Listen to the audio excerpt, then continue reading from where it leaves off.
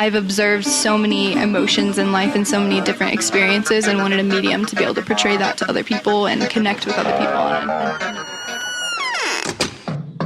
Open up, Colorado. It's 420. Time to grind and burn. This is not your son's stoner show.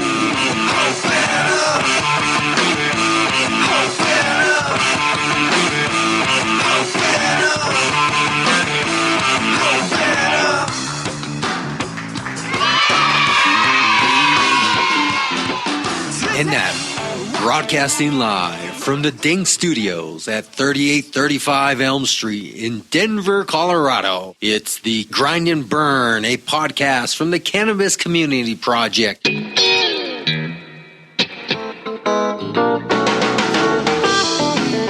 Cushly Organic Products eliminates odor, and it's organic and it's non-toxic. I use it myself, and many of my close friends and family use it. www.cushly.com.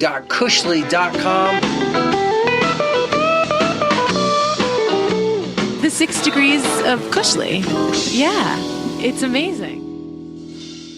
Welcome back, Cannapreneurs. Welcome to the end of July as we slide into August. Can you believe we are halfway through the year already? Have you completed your summer goals, let alone any of your yearly goals that you gave yourself towards the beginning of the year? It does literally feel like time is getting faster. Does that mean I'm getting older? I don't know. Time is important, and saving yourself time could be one of the key factors that I'm singling out and learning about as being the most important thing as an entrepreneur in this business. Take the time this week to reflect on your summer goals, to reflect on where you are, because before you know it, I'm going to be telling you, we're moving right into September. Are you ready? Now, speaking of saving time, I saved my time this week by not attending an event. Normally, I would tell you about some great event I attended and how it made me learn and do this, and I met somebody, and some great positive aspect happened from attending a networking event, which would normally be the moral of my story, is that the only way to truly market yourself is to go out there in the community and be somebody, not just hide behind a computer. But this is a different story of how not attending an event saved me time. It saved me the $10 entry fee. This week there was a career fair that came through Denver being hyped up as this big, huge cannabis, blah, blah, blah, career fair, thousands of jobs on the line. And I started scrolling through the website and trying to get information what I could and looking at the structure and as how it was set up. Structure is to see if they're going to be effective or not, and to see what type of applicants are coming to which fairs, because that's very important, especially if you're spending $300, $500, $600, $700 or more to acquire a table, or $20, $30, $40 to get a ticket to get in. You want to evaluate or vet out the quality of the networking event so you don't waste time and money. Hence my whole pre-spiel on time and money. So this career fair I did not go to for the simple reason that this show focuses on entrepreneurs, hence the term Cannapreneurs. In a career fair with the lineup they had, the types of jobs being offered, was not about entrepreneurship. It was about job seekers. A job seeker is somebody putting their hand out and saying, hey, how much are you going to pay me to occupy space and do some type of function you want me to do? Well, that's a person who is not an entrepreneur. Thus, it's not really on brand with what I'm doing here. So if I went to the career fair as a representative, as a patron, I would bring my microphone and try to represent the show and get sound clips and the whole deal. Really bring back to you this idea of, well, here was at the fair, a bunch of people looking for jobs. Here's the jobs being offered, a bunch of minimum wage, or better yet, a bunch of no-paying jobs where people work on quote-unquote commission and other types of loose connections of pay structures and job descriptions.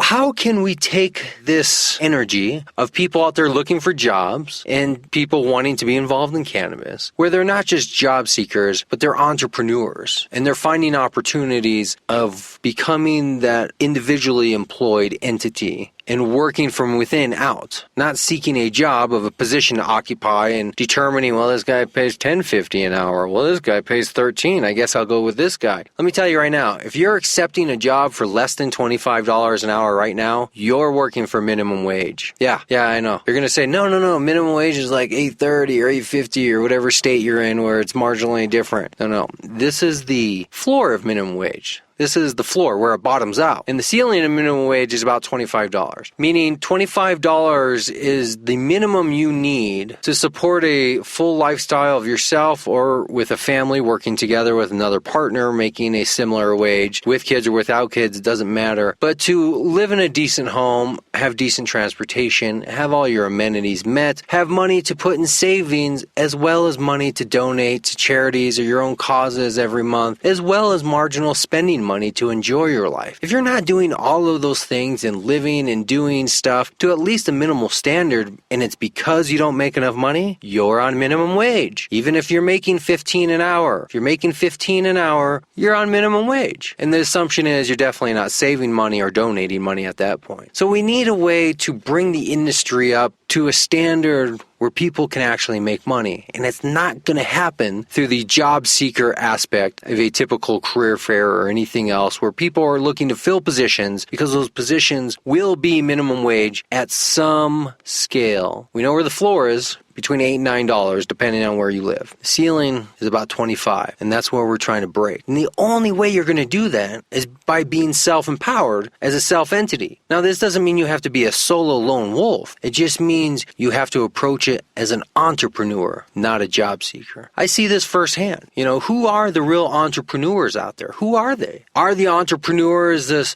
22, 23-year-old kid coming out of college with a button-up shirt but loosened at the top, sweating at the brow as he's beating the street trying to raise money for his cool hip idea? Sure, but that's not the majority of entrepreneurs. And that's not the entrepreneur in the sense of what we're looking at, where it comes from within your soul to you do it to survive. Entrepreneurship is not a way of life. If you're talking to somebody and they're giving you I don't know, entrepreneurship, you have a lot of risk there and there's a lot of that, right? They're not entrepreneurs, so they don't understand. So there's no point in having that conversation. An entrepreneur is one that does, right? My wife is an entrepreneur, not because she grew up saying, I want to be an entrepreneur, I want to be a self-employed individual. She's an entrepreneur by what I believe to be the biggest base of entrepreneurs: immigrants. My wife is a Mexican immigrant herself. She was a nurse, the equivalent of an RN in Mexico. And when we moved here to the United States around late 2010, the process of transferring a license, tedious and long, but requires some English skills, at least in the state of Colorado. And that whole process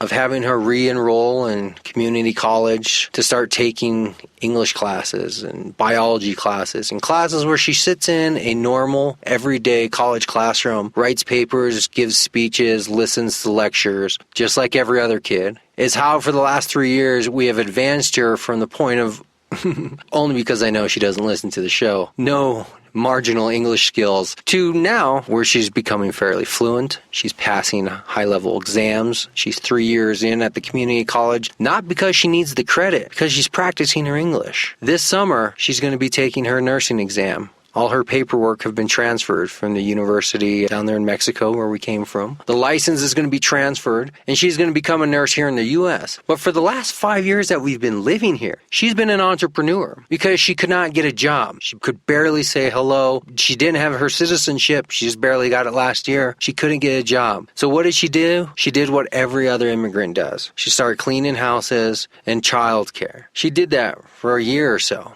And then we built it up. And we went through all the same steps that I've been telling you to do. We got her incorporated as a business. We've niched in on a specific skill. We chose food. And over the last 4 some years, we've been successfully running a catering business from home as her business, which has supported our income almost 50%, all because her inability to get a job forced her to be an entrepreneur. Now take that in consideration with the 23-year-old new graduate coming out of school, parents sitting back in suburbia, still with the garage intact where young Timmy worked his first computer company out of. Imagine that, right? working out of the garage, that concept. Imagine that concept when you're living in a 2,000 person complex apartment building that's federally funded. There is no grocery stores, no general stores other than maybe liquor stores and check cashing stores all around you. You're living in a dangerous territory and somebody tells you to start a business out of your garage. So these are two different entrepreneurs, and I have the luxury of experiencing both of them and observing them and seeing people from all different ways of life come up. And this is what we're going to focus on. And these are the interesting people that you pluck out of society that become those entrepreneurs that change society, not because they wanted to, but because they had no other choice. I'm feeling very inspired this week with entrepreneurship, especially with women in entrepreneurship, talking about my wife, also talking about a new show, two very inspirational women that I'm going to introduce you to over the next few weeks. Cannastasia, you're going to meet today on the show. You're going to meet her and her story. Anastasia, Danielle. Anastasia,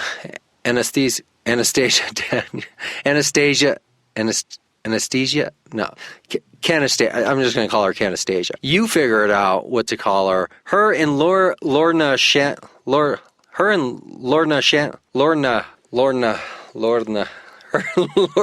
I can't say their names. Lorna. Her and Lorna Shannon are going to start a new podcast right here under the Cannabis Community Project called The Women of Weed Street. Wow. Podcast. The Wow Podcast. They're going to each be hosts, their own individual hosts, maybe together, maybe separate. They're going to be doing segments exclusively within their own theme and their own vision of creativity. I am going to produce it for them. I'm going to help them edit. I'm going to help them bring this show to you right here through the Cannabis Community Project. So this is a very exciting week for me. There's a lot going on. I have 3 businesses in the works. I have now potentially 3 podcasts in the works. There is so much happening this summer. I can't wait to see where I am by the time Christmas time rolls around and tell you all about it. And I want you to be part of it. So please join me on this journey and you can be part of it. Just like Cannastasia and Lauren are going to be part of it. So listen to Cannastasia this week, talk about her story from digital marketer to MMJ patient. Her story is very interesting, a little sad, a little funny, and definitely inspirational and where you can go if you put your mind to it. There's so much passion that goes around with all these people emerging from this industry that it really raises the bar for the rest of us, right? Whatever you thought you were doing is not enough. Because when you meet somebody like Cannastasia, you realize you have to work even harder or they're going to come up behind you and take over. That's what the success story will be, is that we're going to have new podcasts coming out on this network and they're going to be great shows. So hang out, listen in, learn all about her and how it came about this week. This is a very interesting story. Before we do that, let's quickly jump back to last week's short-term memory relapse. Do you remember that show? Do you remember who we were talking to? Abe from THC Legal Group. Now, was that an interesting company, an interesting individual? He really had all the information about the legal aspects of patents and intellectual property and how that plays into this industry. Definitely going to be a very, very big issue. So here we go. Let's quickly listen to that. If you didn't hear the show, go back and listen, like, share, comment. Let your friends know what you're listening to. This is not your stoner show, but you might want to be stoned just to get through it. Here we go. Ground and burn.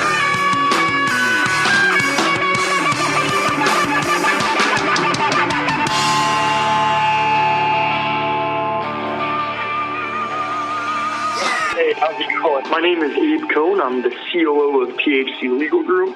We're a legal practice devoted to the cannabis industry, and of course we bring a unique expertise in that we're focused specifically on protecting intellectual property. So that includes patents, trademark, copyright, and other licensing agreements. We're located in Cleveland, Ohio, but interestingly, with intellectual property, much of the law is governed federally instead of on a state-to-state level. So many of our clients are located throughout the country and indeed throughout the world. And unlike other sorts of law, which is to a large extent developed based on templates and pre-made forms, patents are quite literally written from scratch. So you really have to know what you're doing, and it's not something that you can download from the internet and just kind of plug and play with your own pieces of information.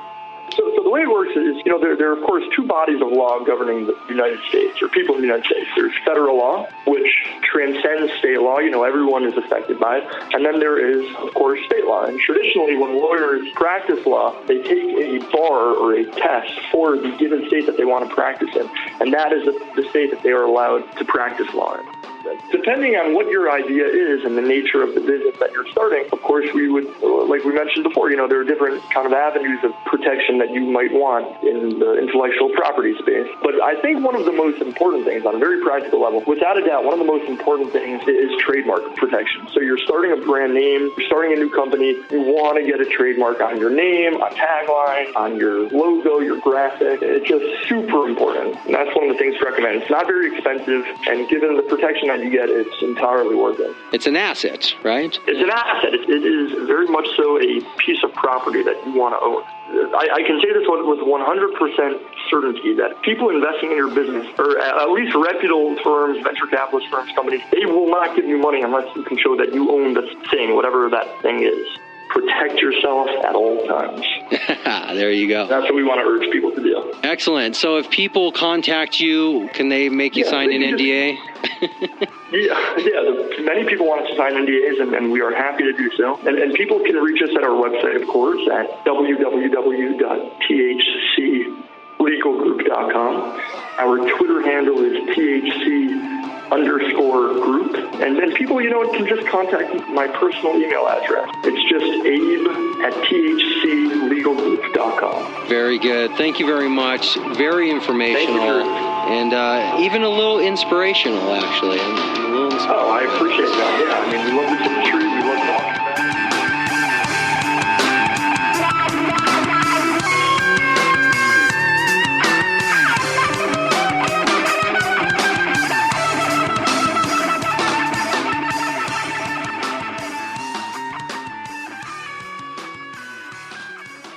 Hey, Cannapreneurs. Are you inspired by the stories you hear? Maybe it's time for you to tell your own story. Do it right here on this show. CannabisCommunityProject.com or email me personally. Brainstorm at CannabisCommunityProject.com.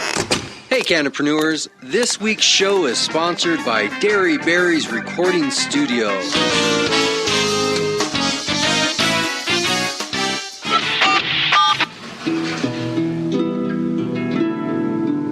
Get the show via the podcast app through iTunes, and we listen to it on our phones mostly in the garden. We listen to the show as soon as it comes out. Like that little red dot pops up on Saturdays usually. We usually listen to the show on Saturday. If we can't, we'll listen to it on Sunday. As soon as we can. The next time we're gardening, we listen to it. And it's almost like you're hanging out in the garden with us, getting that plant therapy that we were talking about earlier. So you don't even know it, and you're getting it from the other side of the country, which is pretty neat. And you're giving our plants therapy too. They know your voice. They're talking to you. Same as all the other podcasts that we listen to in the garden. All of our plants are familiar with everybody's voices. It's like they have their own little community of friends and family that they visit with. Sometimes we listen to it in the car, like if we don't have the opportunity to listen to it in the garden. But mostly it's gardening time for the Cannabis Community Project. Let's get you high, and then we'll catch up. We'll chat. Sounds nice. So there you go. Claim coke dealers, but y'all call it drinkers. Y'all more square than 5 fingers, now smack yourself. Y'all kids to me in this industry, I might grab my belt. With some masters of following, gave me your pass. I'm swallowing gas, spitting explosions. Your sprite is flat like your woman's chest. My wine is white, my flight is here, leads you to mess. Need no sleep, I don't even need a bed. No soda for this goose, got the juice. I admit it, I'm very somehow I'm still blessed. Now play that shit in reverse.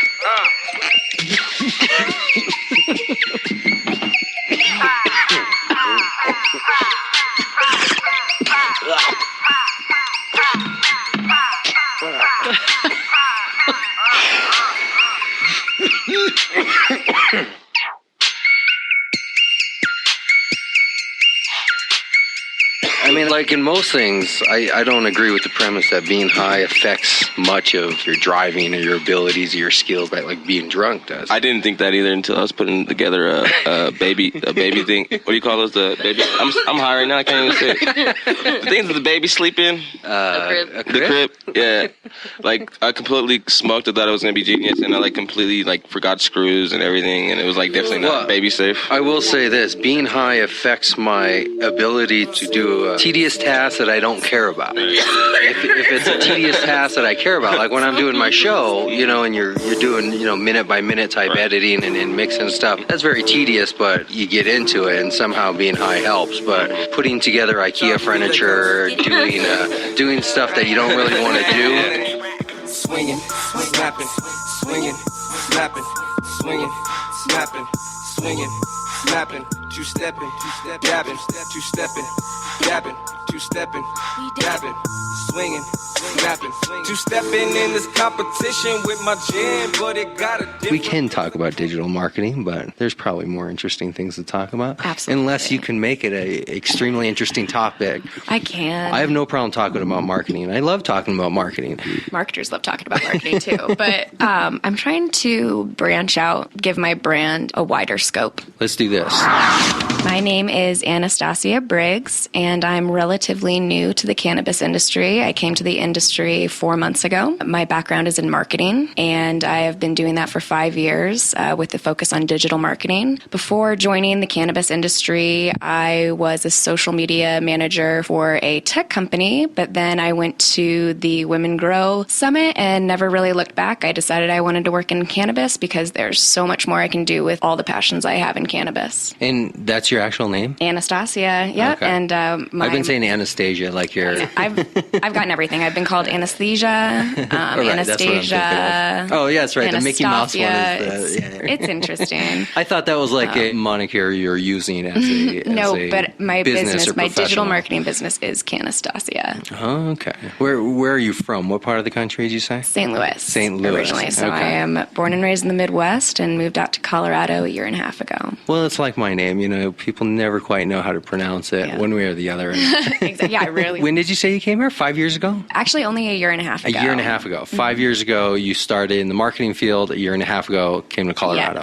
Yes. I had broken my back 2 years ago, and while I was going through the therapy and medication for it, I realized that I couldn't rely on pharmaceuticals and started to use marijuana exclusively for pain management. And then I messed up a batch of tincture and was like, I'm going to blow up my house if I keep trying to do this.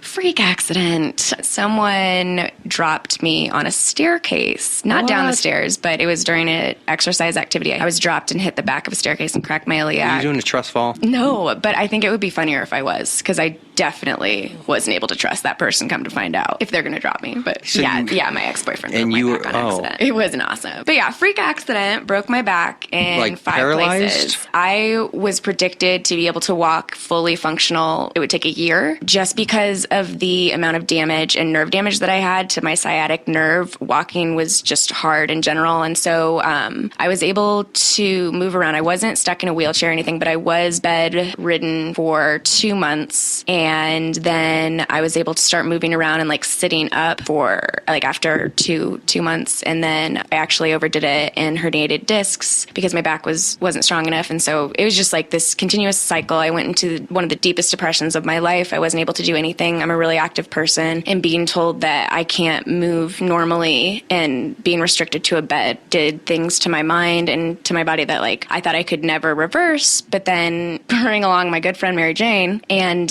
getting off of Vicodin, and actually they put me on Tramadol. It changed my mood. It was putting a cloud over me, and then marijuana was able to lift my spirits up, and then I was able to get off of medication altogether and start to use a cannabis regimen, which I use to this day. I use tinctures, topicals, edibles, and good old flower. A lot of concentrates. And you're walking, so how I'm much... walking and I'm running and I'm lifting, and I can do anything now. I climbed for the first time a few months ago. ago, which is something that I hadn't done since I broke my back. When you go through something that essentially confines you to a bed, your morale sinks to a new low. And finding the strength to get back up and do new things has almost given me a refresher to my confidence, because it's like, wow, I appreciate being able to do things that I could have done easily before. But now that I have restrictions and boundaries that I'm pushing and conquering, it gives me a new satisfaction to life. And I'm very grateful that I've been able to use the resources here in Colorado legally without having to worry about the repercussions. There's a lot there, and I don't want to get real deep on it, because I just want to generally kind of learn about your motivation of how you got from where you were to where you are now. So you went from St. Louis, recovering, and realized Colorado was just a better place for a medical standpoint for your health. Exactly. I smoked my first joint when I was 18 and never looked back. I loved it. I 18. actually So gave old. up. I know, but it just was the way that it worked out. I was going to college and I decided that I wanted to try it, and I never really liked alcohol that much. I like to be in control. And so when I smoked my first joint, it was my friend's brother was in from college, and it was great weed for what we had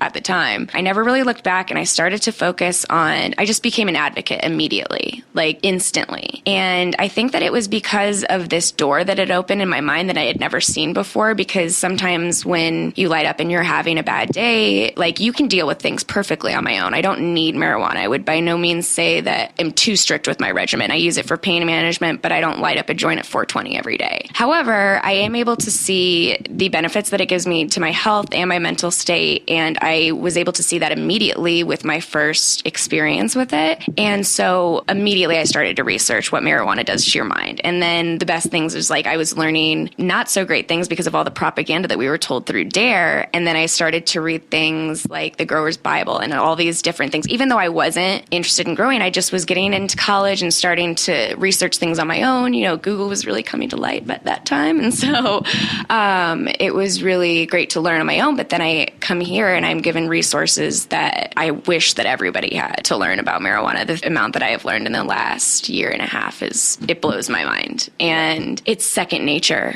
to just speak to it. So I had all this passion, and, I was a Canna advocate, and I never considered switching my career, which is crazy when I sat down and thought about it one day, because I was working in marketing and I was happy to be in Colorado, but I wasn't fulfilled. And so I just am such a passionate person, and I had all of these passions. And then my now business partner actually came to stay with me and was going to a Women Grow conference. And I was like, that sounds really interesting. I took off work, went with her. I learned so much in those few days that I was like, I'm going to make the switch. And so changed my career path. I still do digital marketing, but I do it with a focus for cannabis brands. And now I'm the co-chair of sponsorship for Women Grow in Denver. So I am able to apply my other talents, like gaining sponsorship, event planning, networking in general is something that I excel in. I'm able to do that every single week with Women Grow. And so it's really easy. Cannabis is such an easy industry to get into if you try, really. All you have to do is have passion. You need to have a vision as far as what you're wanting to accomplish in the world, and be open to the fact that marijuana might help you get there. If you want to change the world, think of it from a different angle. I would love to make the world a better place for women. I want us to be more confident, and I want there to be more empowerment within females. And so I am focusing on how I can do that with marijuana and how that could be a platform for me. So getting into the marijuana industry is something that you really, you have to want to do it, but it's easy if you have passion, is what I guess I'm trying to get at. Well, I'm glad you said what you said about your business transition, because that is the business model for how I've told people to do it, how I've done it myself, and how you're exactly saying you did it. Is the model is take whatever you want to do or were doing before and just put the word cannabis in front of it. You don't have to get in the dispensary business to be in the cannabis industry. The dispensary business is a business just like any other business. So if you want to be in this industry, take what you were doing before or take what you want to do and put the word cannabis in front of it, and now you're in the industry. Exactly. Per se, And something that I would say, so that's exactly what I'm doing. I would just add in, don't be afraid to follow passions, because in an industry this new and fresh and thriving, don't be afraid to try that thing that you were considering but never did, because maybe in the traditional landscape of your career, it was too risky, or it may not have made sense with your background. I started my digital marketing company, Cannastasia, immediately. And it's funny, I just mispronounced it, Cannastasia. So I started it immediately and started taking on clients right away because I wanted to get experience in marketing for cannabis brands. And so that's great. And I love it. But I also am good at other things. And so I realized that I was going to be going down a slippery slope if I only focused my efforts towards digital marketing, which I was doing before. And now I get to market with cannabis, but it's still doing a similar job. And so now I'm expanding into the customer experience background that I have and how to make experiences more memorable and how to personalize an event, or just even if somebody is going to a dispensary, how to personalize these experiences so that the person comes back, and also just holistic experiences so that they're getting their mind, their body, everything charged from this amazing plant, because there are so many things. I go to Twisted Sister Yoga every week. I love their Ganja yoga class on Fridays, and being able to find how cannabis fits into your life with your exercise routine. I mean, you can even say family time, because I light up with my sister and we hash out through the problems of the world. You know, there's so many different layers of life that this wonderful plant fits into seamlessly. And so if you make it a part of your career, there's just so much that you can do with it. And it really is, it just gives me goosebumps. I love it. Well, you strike me as the type of person that even if it weren't cannabis, you would still be down that same path. You seem like the drive is within you. Cannabis may be your kind of a reason of why you're focusing all that drive in one point, but honestly, you could probably sell mop handles and have the same Are you calling me Joy? Thank you. Well, that's a good thing, right? Yes. Oh, absolutely. She's a huge influence. She was an incredible woman. I mean, you want to be that kind of person. I mean, nobody wants to be somebody who has no lust for life, or who only wants to do one thing, and because they can't do it, they're angry and disgruntled with the rest of life. You want to be the kind of person who, if you're selling mop handles, woohoo, exactly. This is what we do. And I think it's easy to find that passion. Something that I love, I'm a Beatles fan, but something that always stuck out to me is a John Lennon quote, and I'm paraphrasing here, but basically his assignment was to create a project about what he wanted to be when he grew up, and he basically just said, all I want to be is happy. And the teacher told him that he didn't get the project, but he told her that she didn't understand life, because the purpose of life is to be happy. And for me, right now, building out my businesses, the thing that I've been focusing on the most is how the most sustainable thing for me, and that means happiness. So the thing that gets me up every day that I believe in, and that is cannabis, and that is the benefits of cannabis for me. So I was able to find my key to happiness just by trying something new, and by not being afraid to say, hey, mom and dad, like, remember how you guys always called me a pothead? Well, like, now you can call me a professional pothead, because I'm joining the cannabis industry, and you need to tell all of your friends about it, because I'm freaking proud. And now my dad, who I staunch Republican, I never thought, by the way, he's not voting for Trump, but, you know, was a staunch Republican. I never thought that he would be so accepting and proud of me for taking these chances that have paid off. how could they have possibly have called you a pothead if you didn't smoke until you were 18? Well, it's because when I did start smoking, I was like, have you guys tried this? Oh, you got into it, and then all of a sudden you were the evangelist. Oh, yeah. Oh, absolutely. I was a changed person. There are so many negative stereotypes out there. And I was like, well, I mean, I don't really fit into any of those, because I'm not really a hippie. Looking, I mean, my morals are probably hippie-ish. I'd say I'm definitely a peaceful person, love my yoga, wear my malas every day. But I'm not your stereotypical cannabis smoker. I think it actually surprises a lot of people that I work in the industry. It floored most people, actually, because they didn't know unless they were able to talk to me, because I wasn't able to be so broad and like open about it before, because I was living in a prohibition state. I lived in Indianapolis actually before moving here from St. Louis. I went to Indiana and then here, and that was a prohibition state, and it's very, very, I mean, you get caught with a joint and you're going to jail for 10 years. Yeah. And so I was never able to be vocal about it. And now I'm just like, anybody will listen. I'm like, let me your ears and let me sing the sweet, sweet song of marijuana. Please. Yeah, it's great now to be able to be so open about it, especially on Facebook. What are you doing that takes all that passion, and how do you translate that into an actual business? Like, what's the end result product of transitioning that passion to a business owner and helping them move forward and somehow publicize that passion? And what do you consider the product you're selling? Is it your passion, your knowledge, technical I would say it's expertise? a mixture of everything because I am an expert on digital marketing. So for Cannastasia, a lot of the clients that I drive, I would say clients that are attracted to me are there because of my expertise, but it's also my passion. I would say my passion is my selling point for every job I've ever had. And I am an empathetic person. And so I like to connect with people. I want this personalized experience. So I want to, for them, I guess the end result would be feeling great about what they just purchased, whether I'm B2C or if I'm doing some B2B. I want the brand to be able to be so confident in their digital marketing strategy that they are represented, their voices represented the same across digital marketing as it is in the store. So the same in-store and digital experience is the perfect end result, I would say, for cannabis brands who are focusing on, changing their marketing plan, because like people want to see what makes me different as a digital marketer, customers want to see what makes brands different, obviously. And so digital marketing is a great platform to do that through. It's just difficult for brands in the cannabis industry because it's not federally legal and there are loopholes and little creative hacks. So how do you break through that? I mean, how do you break through that? Because even if you have an awesome product, how do you get somebody's attention when they're not really wanting to listen, or they don't think they need to listen, or they're scared to listen? What are you doing? Well, you should assume that no one ever listens and that no one wants to listen because I'm a millennial. Now. Exactly.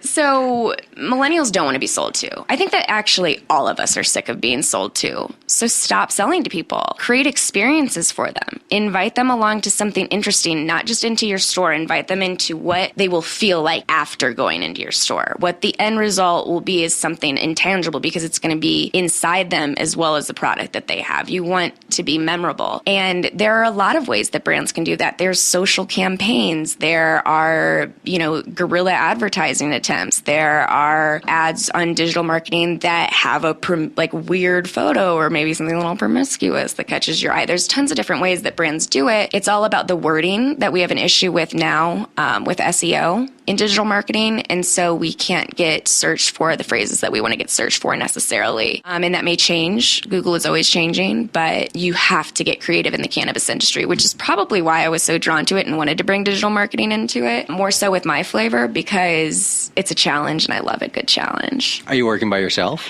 I am. And what is the next 12-month projection? Where do you want to take it? Do you actually want to build a team? Do you want to keep going solo? I would like to build a team, a small team, so that I would be able to expand beyond consulting, because right now I've had to deny some jobs because of manpower. I don't have the full resources at the capacity that I'm operating to be able to create content calendars for everybody who needs them. And so I've just been focusing on consulting because I would rather teach brands how to do that themselves when I don't have the team that's capable right now, because it's just me. So I'm focusing on consulting work and teaching people how to do it themselves and, just teaching them what to expect. For Cannastasia, it would be great to build out a team. But right now I'm working on a second business called Aquarius Experiences, which is a consulting group as well. But we are targeting brands nationally in legalized states that are wanting to become 420 friendly. So hotels, restaurants, coffee shops. There's a lot that goes into that. And we want to be there to hold their hand throughout it with our expertise in cannabis, and also a few elements that you wouldn't expect, like interior design, menu selection, on top of marketing, how you're going to advertise, where to hit, how to partner with the right people, and there's so much that goes into it that we're just going to be holistic consulting for everyone wanting to go 420 friendly, really. It's a lot. It is a lot. And I do have a team for that, which I'm lucky for, but we are actually going to present that at the Imperius conference next week in Seattle it's a cannabis tech conference, and we're really excited about that. Congratulations. Thank you very much. So how do you walk two roads at one time? Well, I've never been a person I have ADD, so I always have to have my focus set on so many different things. I have my vision set pretty broad, and on top of these two businesses, I have a nonprofit that I want to build, and I'm working with Women Grow. That's not the challenge for me necessarily, actually, is keeping my focus on two different things, because it's kind of like a balance, like a scale scales thing because I just will take less clients. Like right now, I have only a few clients for Cannastasia that I'm actively working with because I'm focusing on Aquarius experiences. Well, I guess that is the question. Yeah. How do I do it? Not necessarily how, because, I mean, you're rationalizing how you're doing it. Yeah. Can it be done? I mean, are you a believer in this idea of trying to do too many things at once? Absolutely. Makes none of them successful. I mean, if you try to walk too many roads at once, you end up going nowhere kind of thing. I think that that's a fear that I have, that I would walk different directions with each of them and not be able to follow along with one or the other or lose both. But fear doesn't rule the way that I live. I live simply in my personal life. I keep people in my life who want to be there, and my focus is purely on my business, which might seem so drab and lame, but I love my job because I work in the cannabis industry. So I get to be around the best people all the time. So when I say that my life is kind of work, it's not in a bad way. It's just that I'm applying my passions around the clock, and that's beautiful. I wish that everybody could do that. So I'm not scared that I'm going to lose control because I just know the direction. Well, I didn't say lose control. Right. Well, you said control. Yes. Well, and when you said it, you had a little glare in your eye, too. And my eyes, actually, they glazed over, and I just started teething at the microphone. I guess what I'm saying is I'm not so much worried about that because I have everything else in order. But throw in my dog getting sick, and then I'm like, I can't do anything. This is terrible. Do you think fear is a relevant emotion? Absolutely. Yeah. Absolutely. Do you think it serves a purpose? I do, kept in check. I think that love serves a purpose above fear. And that's like the two extremes, right? Like love versus fear. And so I just think that focusing on positive energy is the only way that it's possible. And that's the hardest thing to do. That's the biggest challenge, is just being positive and being okay with the fact that you have no idea if something is going to be okay, but perhaps lying to yourself and telling yourself it will be, because it's all in the mind, as George Harrison once said. I love the accent. That was a great impersonation. Thank you. I also like the idea of love can conquer fear. I believe that in a sense. I mean, if your baby fell in the well, there would be fear of going down the well, but the love of saving your child would overcome that. Yes, as Lassie proved. Right. But at the same time, you don't want to disregard fear in the sense of, hey, I can jump down a well and, and then all of a sudden, 2 broken legs and now nobody's safe. Something that I find a lot is that people will either fear too much and never do something, or they will not even believe in fear. And so they will just have blind faith that everything's going to be okay because they like weed and they want to get into the cannabis industry, but they're not considering the competitive market that it is in right now. And so there is failure in focusing on fear too much and also not enough. And there's a balance, but really it's about staying positive, but being smart, honestly, is just being smart. You can't trust everybody. You just have to have faith that you will be able to weed out the bad ones. No pun intended. But really it's about networking. So I think that fear can be reduced when you have a strong community, because you have people who have your back, and you have your own back when you trust yourself and you follow your passions and your instincts. Yeah, and there's definitely a lot of truth to that. And as somebody who also works alone, in a big part of my own businesses, I understand a lot of that personal fear. And when you don't have a group that you're standing with, you make decisions differently than having 3 or 4 people kind of nod their heads at you and go, "You're making the right move." When you're standing alone, looking at the mirror, it's not always easy to know. It's incredibly difficult to start businesses on your own. I find that I am questioning myself all the time and just sort of creating things out of thin air. Well, that's the network, right? The support concept. That's where it comes in, and I can't tell you how lucky I am to experience the support that I have. And all of it comes from me just completely being myself. When I worked in marketing for a tech company, I was never able to let people know how into cannabis and how much I knew about it and how fun it can be. And I just was never really able to open up that part of myself because I was always judged and worried that I would get fired for consuming. And so I finally feel like I'm in this industry where I can completely be myself. My friend Anne-Marie Doyle said this, and I've always loved it. She said she'd always felt like a black sheep. That's something that I always felt like too. But now we have our whole herd of black sheep. And it's just so fun because everybody has these unique quirks about them, but they're all completely themselves. And that's just so great because it's not like anyone's going to fire you in the cannabis industry for smoking weed unless you're doing it on the job, of course. But we don't have anything to fear because it's legalized here. So I'm really able to be myself. And I think that helps with fear. It brings my community together and it just makes life so much more satisfying. So here's what I'd like to do. Okay. Because you have a lot to say, and I don't know if I can extract it all from you in this sitting. Okay. I think we should talk to you more. I think we should do it like you have your own segment. Okay. Or a segment with whoever you want type deal, but just something that's kind of your. I would love that. And I think you should talk about all these things you're talking about, even giving away the secrets as you're afraid to do. Okay. If it'll give me clients. But you're not afraid of fear, so No.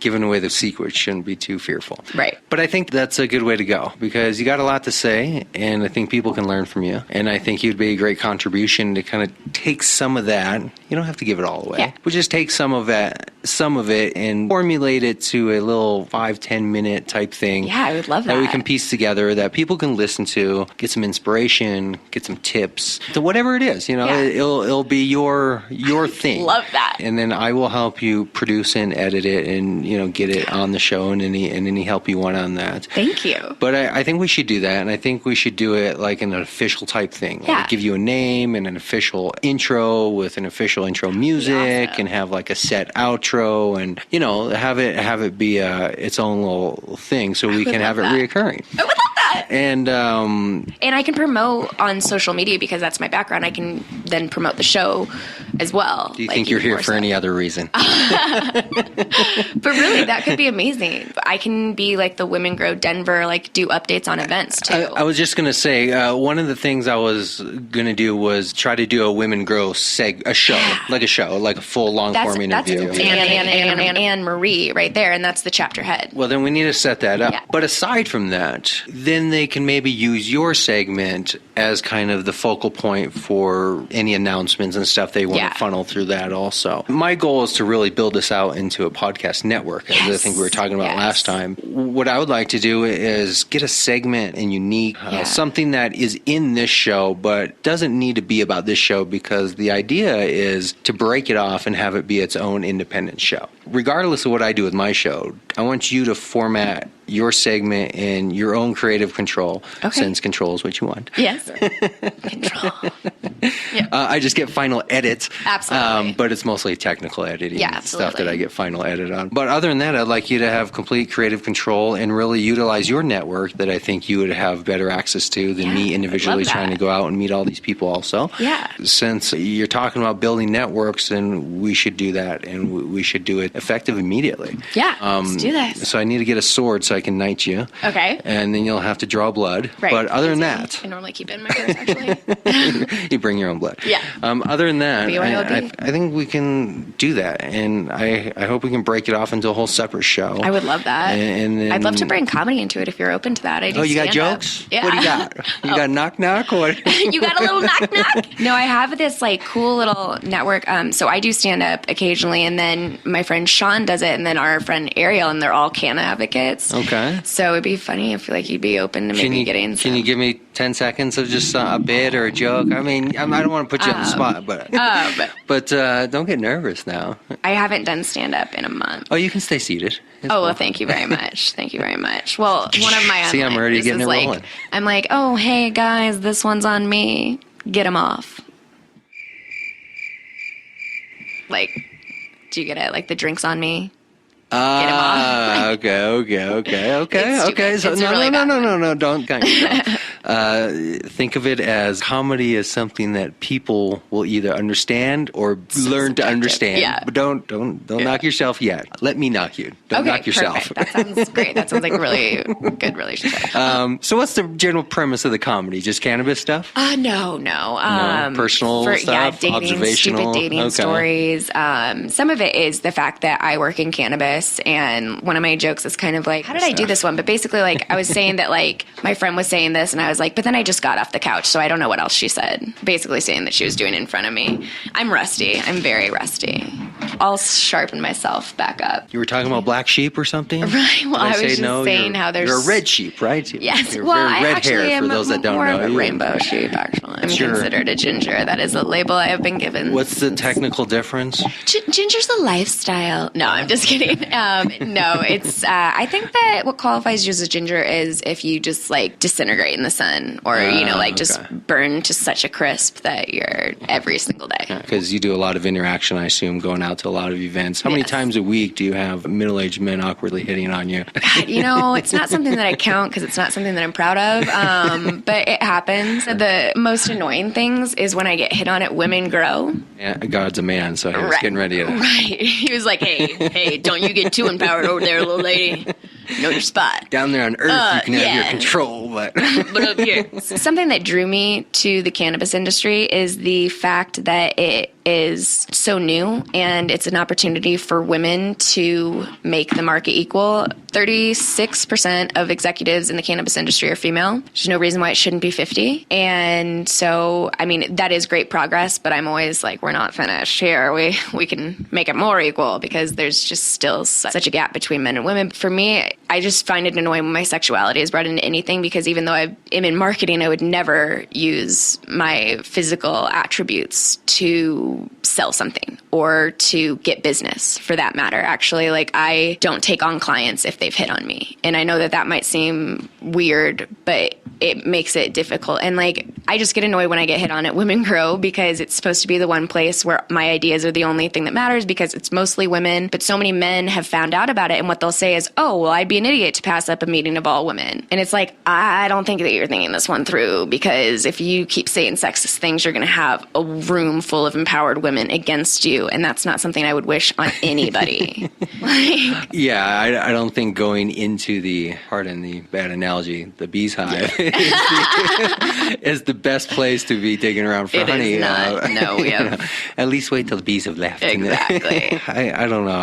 I meet people all the time at networking events, and I always like to just think about where does this person come from and who are they and what is their life all about in a general sense. And I imagine with your interaction and you're kind of out there causing hell, that you probably have a lot of very funny and great experiences. Yeah, you probably wrap into your comedy. A lot of them feed into that. I think that one of the best questions at these cannabis networking events is, where do you come from? Because no one started out in the cannabis industry. I think it would be very hard to find somebody who started their first job was in a grow. Maybe in a couple years, right? You find a couple 18-year-olds who maybe their first job might be in a dispensary working minimum wage. Wow, I wish my first job was at 18.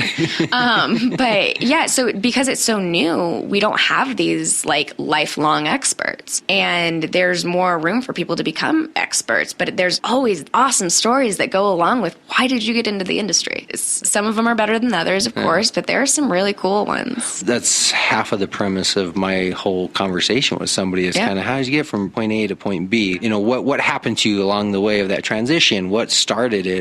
What was the motivator, the catalyst, as I call it, in most people was because something happened in their life. They got sick, or somebody got sick, or somebody lost a job. There was something kind of major that disrupted life and forced people. And to me, that's how we're going to win the drug war, is by sharing information and lives with people and networking, getting people back to personally knowing somebody. That's how we're going to win the drug war. I think that's the only way we're going to win it, is by having somebody personally know somebody in a situation who either started a cannabis business, became successful as a great upstanding citizen in society, or somebody got sick and used cannabis to alleviate themselves. Either or, they're going to find their path to how they got in the industry. Yeah, I think that there's reasons why, there's so many reasons that there's an interesting way for each. So there's value in each reason as to why somebody joined this. And it doesn't always have to be these medical stories to matter. I think that I consider myself a cannabis refugee because I did move somewhere where it was legal and I could obtain these things without having to, put myself in a weird situation just so I could procure my medicine because my normal dealer is out. And so I don't necessarily broadcast that, but I do identify with it as a refugee. And I think that there's so many reasons that people are drawn to this that why not just open up the discussion? When you were 12 years old, what did you want to be? An actress. When you were 9, what did you want to be? Gosh, probably Amelia Earhart. Okay. I've always had these weird... I really wanted to be a queen, and I'm really bummed out that I'm not. but because we live in a country where they don't exist, Right. or because the actual role itself is is kind a of non-attainable nothing now. role. Right. And so, no royal blood in this lifetime, but that's what I thought was possible as a kid. I don't know. I had big dreams. Well, define royal, right? Maybe you can come up with a different definition of royal blood. True. I don't know. But yeah, I've always loved Queen Elizabeth I, so I pretty much thought I could emulate into being her. I could just go back in time and just jump right in her skin, but I'm pretty glad I can't now that I learned about the real history behind her. Oh, I don't know any real history, so don't shatter bring that in here. Don't shatter my, She's awesome. When you left high school, where did you think you were going in life? I actually have a background in fashion, and I wanted to head to FIT, but my parents weren't. FIT would be? Fashion Institute of Technology. Okay. But my parents weren't very open to sending me out of state for college undergrad. And so they would help me pay for it as long as I stayed in state. So I stayed in state, and which is very, very glad, because I began my fashion certificate and decided that I wanted nothing to do with the fashion industry because it's the most wasteful industry, and it's bullshit. You were probably drawn to it because of the creative aspect. I was drawn to it. It's chaos. But your it's personal, moral, and creativity. ethical principles. The fact that Louis probably turns you Vuitton off. burns millions of dollars worth of product each year just so that they won't have to mark it down disgusted me. And I was just turned off by so many things that were never revealed to me before college. So I have a background in events. I don't actively seek clients to plan their events. It's just something that is in my background that helps a lot, because being an event planner is the second highest stressful job in the world. And it has taught me so many skills. I mean, it's made me so much more detail oriented. I do help a lot with events with Women Grow, and with random little things with friends, like some impromptu or some special kind of yoga class, like Ganja yoga, or, just little parties. But we have a good network of event spaces that we can use. I think that's going to be the main way that businesses are going to shift their advertising and marketing is going to be towards events and person-to-person type stuff. What we're doing isn't working. The ads don't work. You have to get people in a room now. And it's because we've become oversaturated with digital. I have been on my phone. We're all constantly on our phone. And what's happened is we've just become desensitized to ads, to advertising, to marketing. It's not working. And we're getting back to our roots. It's about personal connections. Yeah. And if you can develop a repertoire, you can connect with somebody as a representative of business personally online, that's amazing. It's just very difficult to do. And I think that as customers, we have a distrust of brands. The cannabis industry is a little bit different, but it's so competitive here. It's traditional marketing works in Denver because of the Westward for cannabis brands, because people go there and it's a resource for the best deals in town. And so there's not this brand loyalty that there once was, and there could be. I would like to define works. What are we saying? What works? I guess that if you're going by the numbers, how people are finding out about your business, I would say that not many cannabis businesses, dispensaries in particular, and brands dealing with the flowers, I wouldn't say many of them are found online. Yeah, the Westward definitely de facto monopolized themselves as the cannabis newspaper, kind of out of just de facto. I mean, nobody else was doing it, and they were kind of, already in that world. So it was just kind of a natural transition. Exactly. But the lack of outlets is kind of what you're pointing towards. Right. And what I would say is what I define works in marketing would be the traffic driven from, whether it's from a digital platform, like where they found your website, where they found your brand. So obviously clientele, the more people know about your brand, the more people are going to stop in. And if you're doing a good job, they'll stay. So that's how I would define marketing working. I've known quite a few people who have advertised with the Westward, and it's a real double-edged sword in the sense of they feel obligated to do it because they don't know what else to do. But I can't think of anybody who pops to mind who is telling me overwhelming success stories. Exactly. So you're kind of trapped. But that's why it's so important to offer exceptional customer experiences once they are in the store. Because yes, maybe they they are going for a sale, but that's not all they have to leave with. So you can upsell, but it's also just about what I find most perturbing when I go into dispensaries is the lack of knowledge on strains. I'm using it for medical purposes, so I have my red card, but I would like to be able to go into a recreational dispensary and the staff know, and as well as medical dispensaries I've been into that don't really know what their strains do. It shouldn't be up to me to go to an app to tell you what your weed does. And so when the employees are able to tell me what each thing does or tell me why this edible is different than this one or why a tincture is going to affect you differently, that's invaluable. But if they have a great personality, I mean, bang up, I'm going to be there next week too. That's without my interesting, coupon though. because I'm not even going to worry about finding them in the Westward because it's about brand loyalty. Right. Once you found your brand Yeah. of steak, you're coming back. Exactly. That's the restaurant. When I stop into Dank, before they even check me into the computer, they say, "What's up, Cannastasia?" And it's because I've gone there multiple times because I love the products and I also think that it's reasonable. But them knowing my name before they even see me in the system, like, that's cool. And the funny thing is, being a red card holder, they see my name when I check in. I'm like, say, "Hey, Anastasia." That means a lot to me because maybe I'll forget that you have it on the computer right in front of you. To be fair, it's a unique name. It is it's hard. easy to remember. I guess that what I'm You're getting an at is- easily rememberable person. I mean, it's not. I don't know if everybody who comes to the door they're Right. rattling off their name. Right, but I just think that the dedication to greeting the person Yes. in a way that makes them feel good, Yes. or I've gone to a dispensary and somebody remembered that I don't like a strain. That was awesome. I forgot that I don't like green chocolate. Like, I'm highly sensitive to attitude. Yeah. I'm a very thin-skinned person when it comes to attitude. I'm not one of these people who has a thick skin in the sense of somebody's giving me attitude, it just rolls off or Right. it doesn't affect me. no one should have to be like that Somebody either. looks at me twice, and I'm like, I'm did you do? freaking out, and I'm double thinking it, going through every move, and then I'm starting to get angry and retaliative. You know, it's like I'm very sensitive, and my problem with dispensaries is mostly an attitude-based issue. Yes. From a consumer issue, you and I are looking for two different things. I'm looking for a retail experience. I want to go in. I would prefer not even to make eye contact. I want to buy my product, and I want to get out. What you're looking for is a different experience, which is fine. Yeah. It's just not an experience I'm looking for, even though I am a medical patient. So you want the pharmacy effect. I would prefer to have it not even be a pharmacist. Let me just grab it off the shelf, do a self-checkout, and get out the door.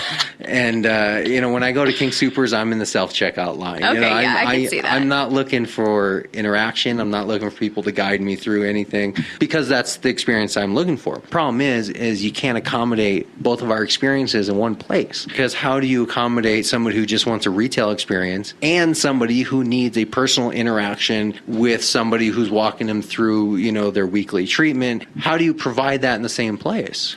So it goes down to the fact, like, you would be able to get that experience if I was able to provide the same digital marketing strategy and collect the same data that I was able to collect from the tech company, so customers in the tech company. I can't find out much about you and your weed habits online because it's not federally legal. But if I knew that you were straight to the point, like online shopping and checking out yourself, not even going into the store to check things, like, there are things that you can find out, and there are algorithms that you can build that you can identify your customer Right. and, personalize the experience. Because the fact is, because I like to talk, like, not everybody wants the same customer experience, and that's why this personalization is so pivotal. But it's not going to happen until it's federally legal. I mean, it is harder to get analytics for a cannabis brand because of the keywords. You just can't be ranked for some of them. It's harder to get the analytics on a cannabis brand than it is Apple. We don't have the data yet to be able to provide the experiences that people deserve. Right. And I think that it's hard for brands, dispensaries especially, to find their voice necessarily because so many are focusing on attracting rec. And when I think of rec, and this isn't everything, but when I think of rec, I think of a lot of tourism because we're legalized, and some of the travelers that I deal with, they just want to go to a dispensary. They don't care which one, or they look at the Westward because I tell them to because I'm nice like that. And then they go into a dispensary there, or I'll give them a suggestion. I'll tell them to go to the Jank. But, brands are focusing on only getting recreational clients versus like retaining clients. I think that that's where everybody just starts to sound the same because they're all just trying to sound like they have the best deal. You want your tribe. You want to build your base. You want those fans, right? But I think that what brands need to realize is is that for a customer, value isn't just how much money they're saving or spending for that matter. Value comes from what is offered, like the selection, and it also has to do with, how they're being treated. Yes. Attitude is rampant in millennial customer service, like representatives. It is. Unfortunately, we have a lot of millennials with attitudes working in the industry, and it gives people, it turns them away from certain dispensaries because the person appeared to not want to be talking to them. Yeah. And that's a real bummer. And it's not the way that it should be. That should be monitored a lot and tougher. to me, I interpret attitude in probably ways that some people would overlook. If I walk into a place and the guy doesn't smile, I'm already a little just like, what's up, dude? Your job is to smile at me. I'm the customer. You want to feel welcome. I don't care what you are personally going through. Your job is to smile. Number two, when I say, hey, what's good today? Don't just turn around and point at the board. To me, that's peaking the attitude levels even more. It is. Do you want to be here? I came here because I want to be here. Do you want to be here? You're the one working here. Right. Because if that's the experience I'm getting, just put it on a shelf, let me grab it, run it through the barcode, and I'll be out the door. And I see what you're saying completely for that. And it's sad that that you've experienced things that make you just want to do that because you just don't want to deal with people. In general, I'm an Amazon shopper, not a go to the store shop. So in general, I don't want a lot of consumer interaction in my retail experience. When I buy, I put a lot of thought into my purchase. So when I show up, I'm there to buy. I'm not a person who goes to a place to consider buying. And when I show up somewhere, I'm ready to buy. The only person who's going to mess that up is the salesperson talking to me. But that's me. And a good salesperson has to be able to judge each person and know why are they there, do the whole qualification, the whole deal. So when they see somebody who's there at a dispensary who just, what do you got? What's good? I'm looking for this. Give it to me with a half smile out the door, blah, blah, blah. And I'm happy. I don't need you to consult with me. I don't need you to do anything else. But I need some pretty basic customer service. Right. And I think that it should go beyond basics in this industry because we could create our own level of customer satisfaction because the products are so great. But the thing is, with these recreational brands, you could get somebody from out of state who has never smoked before. And the problem is if they're just being shoved out the door and given a product, they could end up with a bad experience. Right. And that's not what we want, especially as somebody in this industry. I don't like it when people get too high from edibles. I feel bad and I feel like it was avoidable. It's not a pleasurable experience. It's not good for them. It's not good for their friends because, it's not good for the industry. There's not enough information being shared with people and we want it to be the best experience that there is. We're trying to legalize this. So if you are too lazy to tell somebody that maybe they shouldn't consume this 100 milligram bar in one sitting, you're setting them up for failure and you're setting our industry up for failure. We're in this industry because we're passionate about it. I don't care. It's not like anybody is like, oh, should I work at Claire's or work at a dispensary? No, you're going to work at the dispensary if you're passionate about marijuana, okay? Because no parent is just going to be like, hey, why don't you just go get a normal job at a dispensary like your brother did? No one's ever going to say that. You have to be passionate about this if you're going to be in it because it's not accepted by everybody. So I think that a discontent is something that needs to be fixed for these employees. I mean, I experience it all the time. Well, I envision when I order pizza, right? When I call up, not the first time I order, they know who I am because they see my number pop up. Yeah. They know what I've ordered before. They know my preferences, right? So if pizza can do it, I'm pretty sure a dispensary can work out some type of system where when a customer comes in and their card gets swiped, there could be an individualized experience put together on the spot. If the customer says he's been here 1,000 times, he knows what he wants,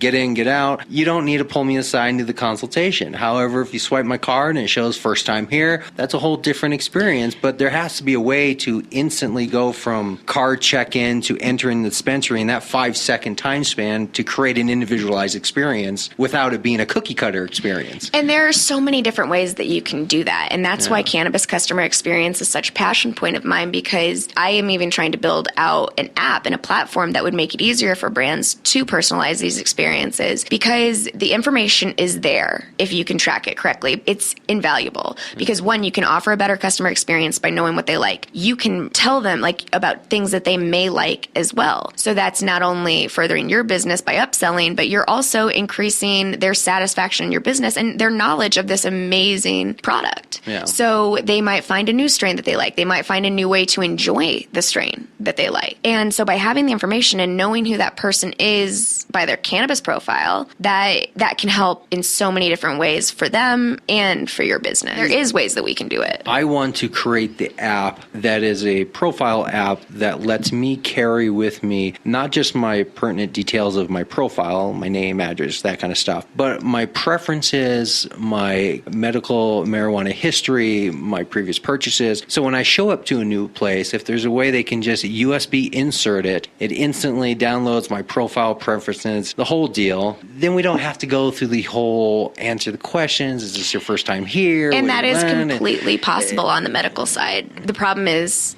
they're trying to get med out of Colorado, which is shitty, and we're not going to let that happen. You agree that's happening? It is happening. Yes. There's no denying that. I've been preaching that for the longest time. You're the only person I've met who is actually like, yes. Absolutely happening, and it needs to be fought. We need to not let it happen because I use it medicinally. Who was it? Tommy Chong, who said everybody who uses marijuana is doing it medicinally. Yes, I agree with that. And it is possible. We're given this resource. We have red cards, and immediately when you go into a dispensary that's medical, you are checked in and put into the system. Yeah. So by you checking in each time, they do have a record of each purchase that you've made. Yeah. This is easy. It's data that is not being used, and that is the number one problem with analytics and big data to begin with for all brands, not just cannabis brands. It's that you have it and you're not using it. It's not one of those you don't know what you don't know things. It's that you just don't know how to use it. Yeah, they need to figure out a way to let people have access to it in an anonymous way to still scrape that data and use it without jeopardizing privacy or anything else that is within that data itself. But you're the first person who's actually... I've been telling people this for the longest time that I think Colorado's intentionally trying to get rid of the medical system by stripping the incentives away from dispensaries carrying medical programs little by little. And pretty soon there'll be no incentives left, so the program will crumble and nobody will ever have to say, I stood up and made it crumble. It will deteriorate by a just lack of the industry being able to provide medical programs because there's no incentives left. There's no money to make. It's too expensive to maintain. Patients are too difficult to become patients.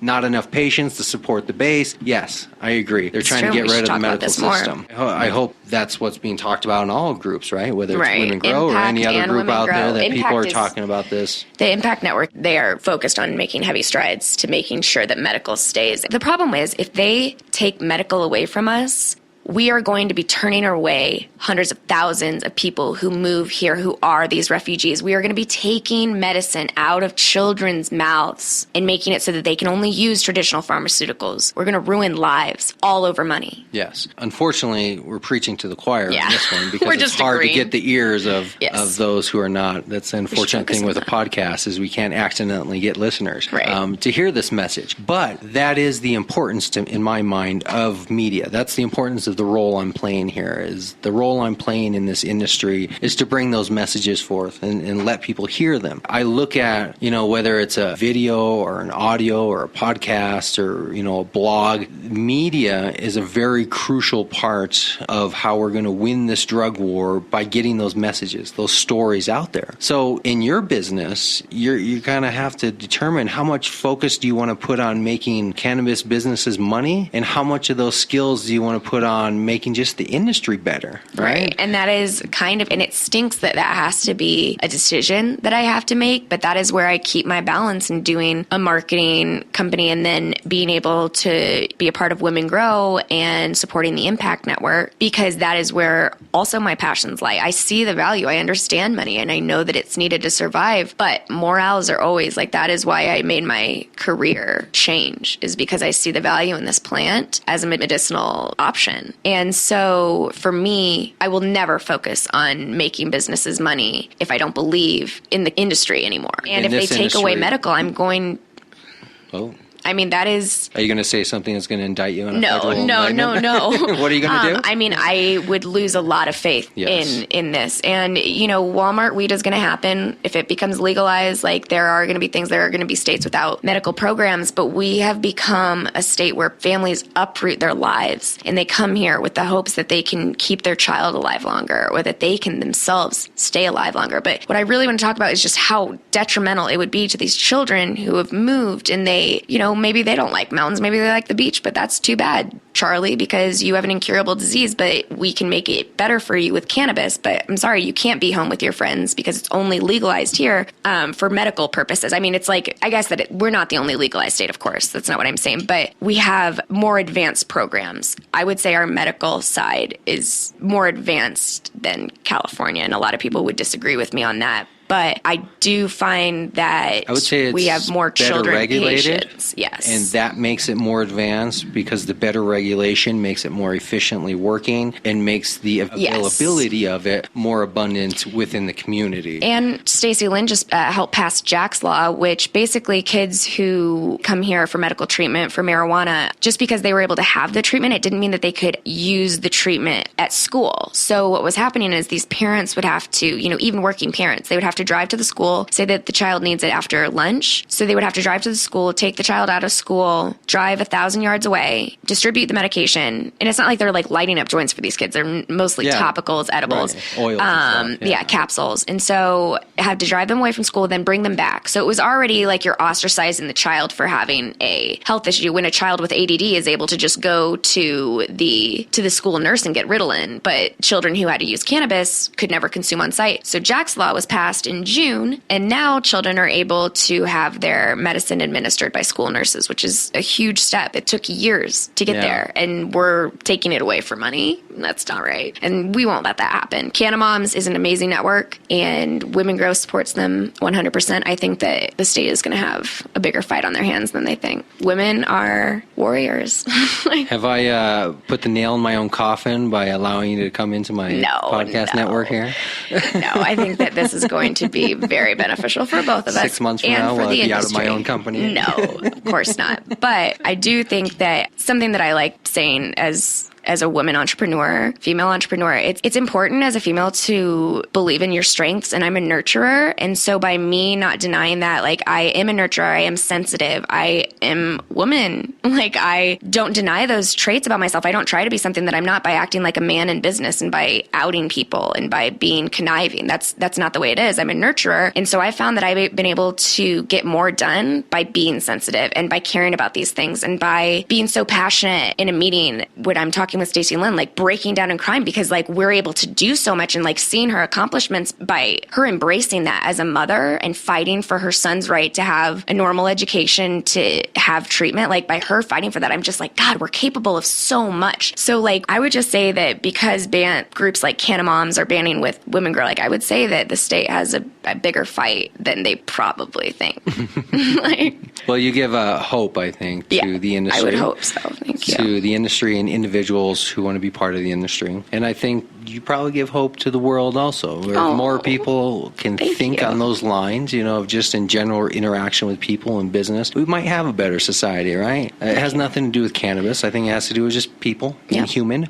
Being open-minded and caring about one another. Like, what happened to the golden rule? Did people forget? Like, do unto others as you would have done unto you? Like, is that it? Yeah. It's treat people with respect if you want respect. I thought it was, I'm going to get mine. I thought that was the golden rule. Yeah, maybe in a rap song, but... Well, I am a rapper. Oh, okay. Well, that's where the misconception was. I'm a canna rapper.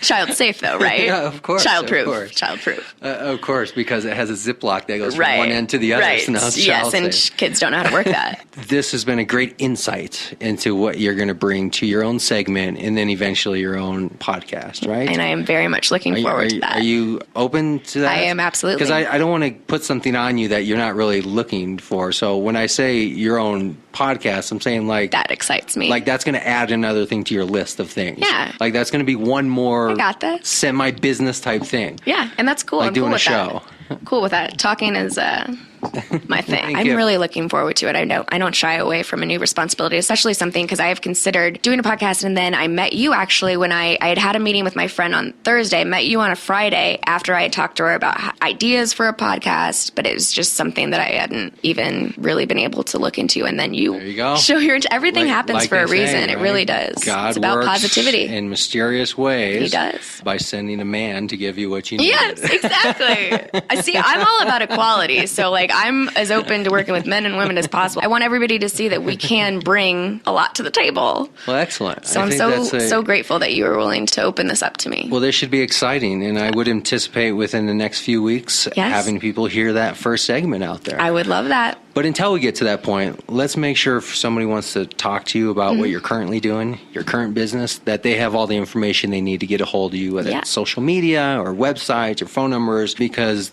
that will just be an additional thing you're going to do. But you still do your digital marketing. Yes. And I'll still do Aquarius Experience Aquarius Consulting. Experiences and probably a list of other things that we haven't even talked Belly about. dancing, Belly dancing? Yep. As a business or a hobby? I teach classes, but more so, it's very broad. Well, now I guess we'll have cannabis belly dancing. Yes, we will. Pass the joint with your hips. Oh, right, to test your balance, like exactly. the joint doesn't fall have off. Like the little, because it's all about I love it. It is right? about balance. Well, I am very much that. looking forward to this. And if anybody wants to reach out to me before the next segment, please, you can add me on Facebook at Anastasia Danielle or email me at cannastasiallc@gmail.com. To spell that out for you, it is CANNASTASIALLC@gmail.com.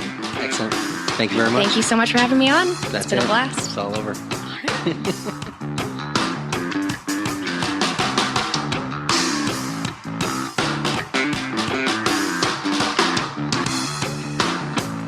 There you have it, Cannapreneurs. That's all I have for you this week. But make sure to stay in touch with us. Stay with us on social media, Facebook, LinkedIn, Google+, Twitter, all the networks out there, even Mass Roots and YouTube. Make sure to follow us every week right here. Leave your comments, give us your feedback, be on the show. We want to see you every week. This is your community, so make sure to come back. We'll see you next week.